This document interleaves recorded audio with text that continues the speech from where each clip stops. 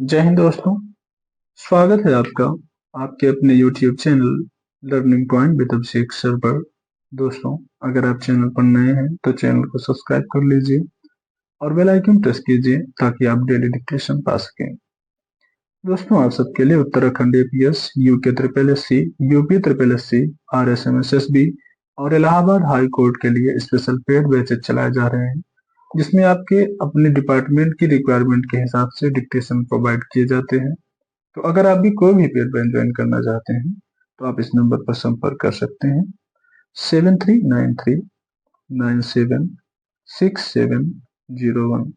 आप हमें इस नंबर पर व्हाट्सएप या टेलीग्राम पर मैसेज कर सकते हैं और बैच की इंफॉर्मेशन ले सकते हैं। आपकी डिक्टेशन शुरू होगी 5 सेकंड बाद।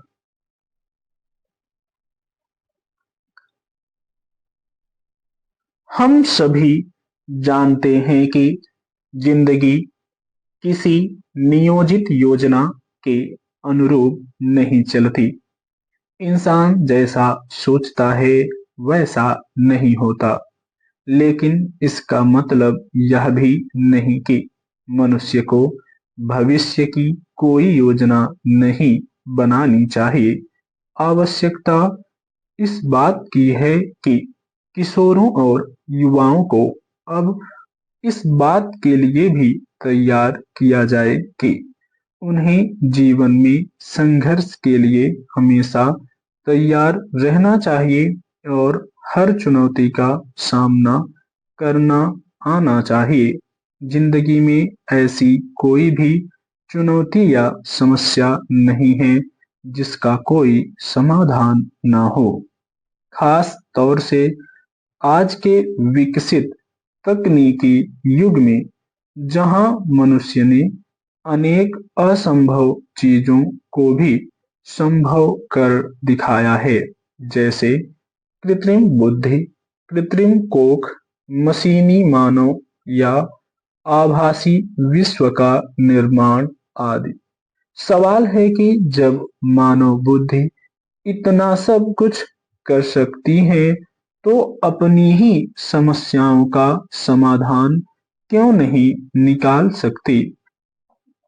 इस बात से इनकार नहीं किया जा सकता कि व्यक्तिवाद, आर्थिक असुरक्षा से उत्पन्न हुई अस्थिरता तथा भय एवं असंतोष का मनोवैज्ञानिक ऐसे कारक हैं जिन्होंने विभिन्न समाजों में, विशेष रूप से विकासशील देशों में असमान व असंतुलित विकास को उत्पन्न किया है।